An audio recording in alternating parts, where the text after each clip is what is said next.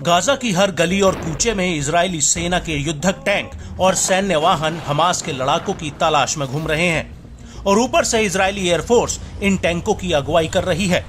IDF के लड़ाकू jets ने गाजा को हवाई हमलों में खंडहर में तब्दील कर दिया है, लेकिन इसके बावजूद हमास की सैन्य शाखा अल कासिम ब्रिगेड और अल कुद्स ब्रिगेड के लड़ाकों ने हथियार नहीं डाले हैं, बल्कि वो आईडीएफ पर गुरिल्ला स्टाइल में पलटवार कर रहे हैं।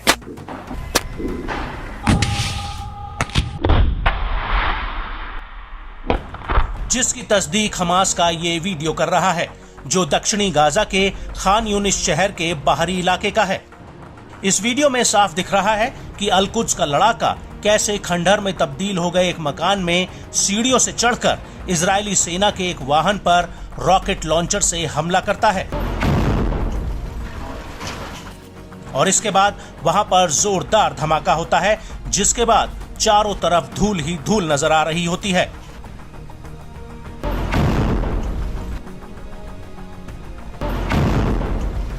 और इसी वीडियो में अल कुद्स का एक और लड़ाका एक मकान में छिपकर दूर गली में खड़े आईडीएफ के टैंक पर घात लगाकर रॉकेट से हमला करता है,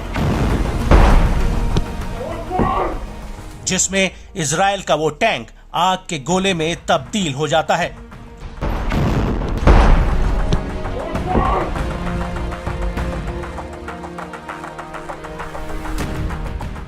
इसके बाद अल कुद्स का एक दूसरा लड़ाका एक मकान के पीछे खड़े आईडीएफ के टैंक पर जोरदार हमला करता है। हालांकि वीडियो में दिख रहा है कि शायद आईडीएफ का टैंक भी एक गोला दागता है, लेकिन उसके साथ ही अल कुद्स का लड़ाका उसके ऊपर रॉकेट दाग देता है।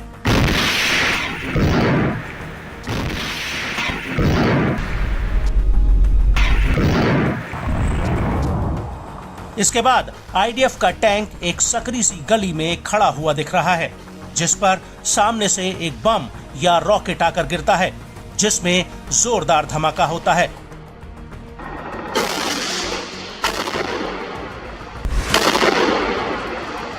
इसी वीडियो में आगे आईडीएफ के एक और टैंक पर अल कुद्स का लड़ाका एक मकान में छिपकर टूटी हुई दीवार के बीच से रॉकेट फायर करता है।